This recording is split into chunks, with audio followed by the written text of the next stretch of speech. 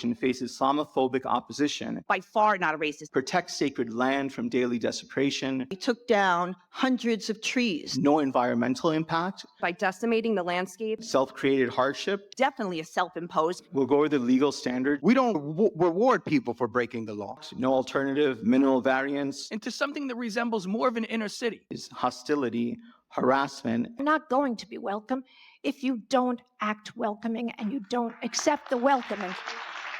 Back in September, I brought you this video. It's not my fault that there's people who are racist who think we're building. Wait, Church.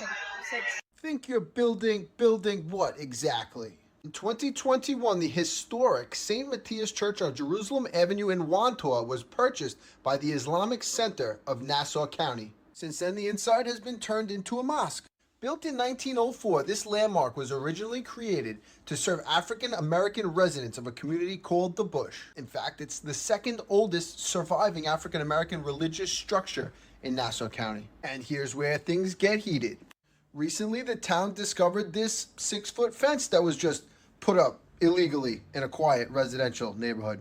And these commercial air conditioning units were also illegally being stored right here in a residential neighborhood.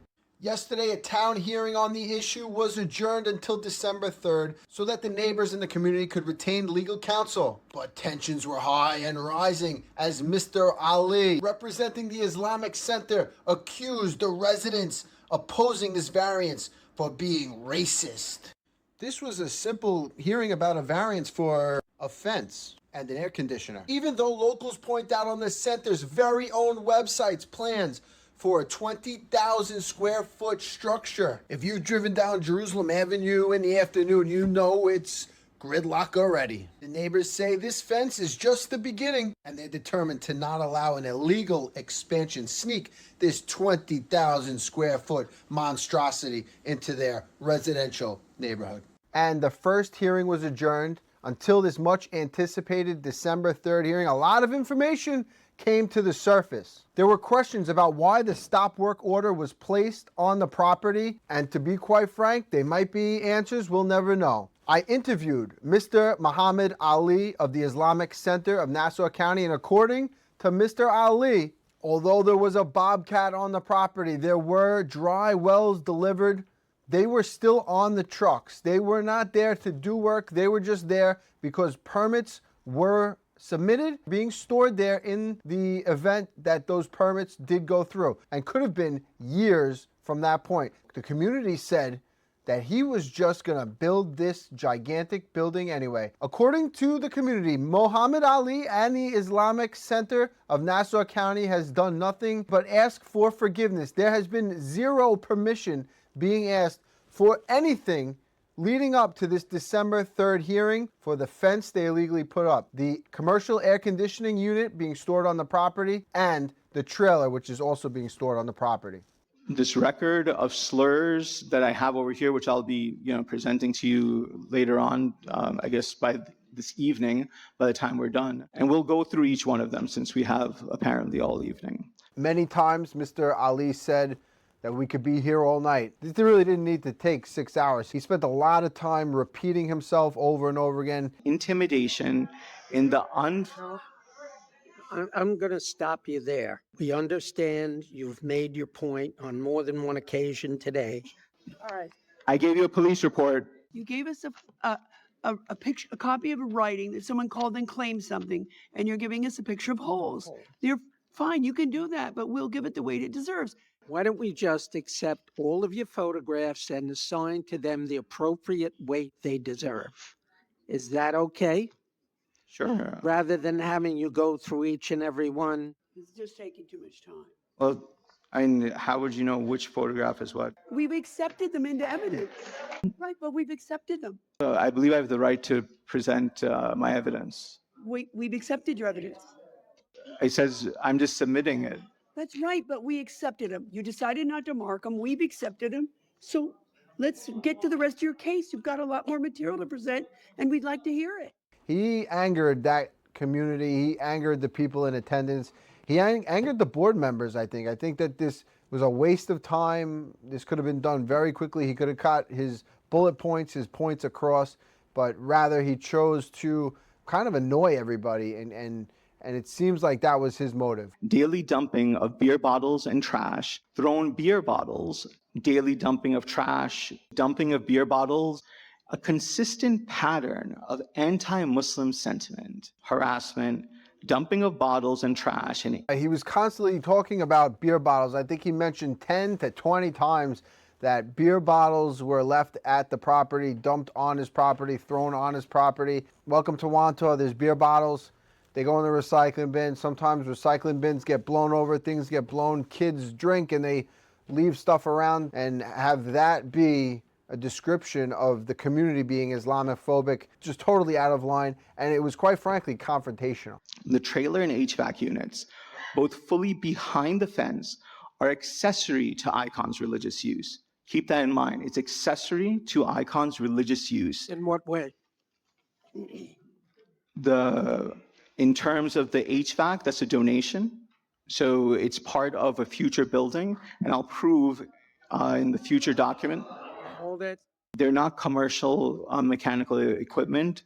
They're donated religious items. Even remotely get that connection. The fact that they were donated, I'm pretty confident is not relevant to the characterization of whether they're commercial or not. That's all I'm saying. Okay.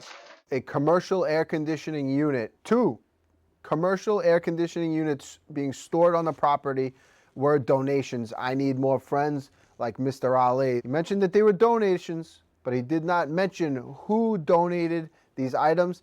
And furthermore, he said that they cannot be removed because there are now religious items being stored for a future building that will go on the property. He gave up his cards. I don't think he was going to talk about a future building in this, because this hearing was not about a future building. It was about solely an air conditioning unit, the fence, and the trailer. But he actually said straight out that that air conditioning unit is a religious item because it will be used in a future building that will be built on the property. Not landmarks decides what safety and privacy the mosque needs.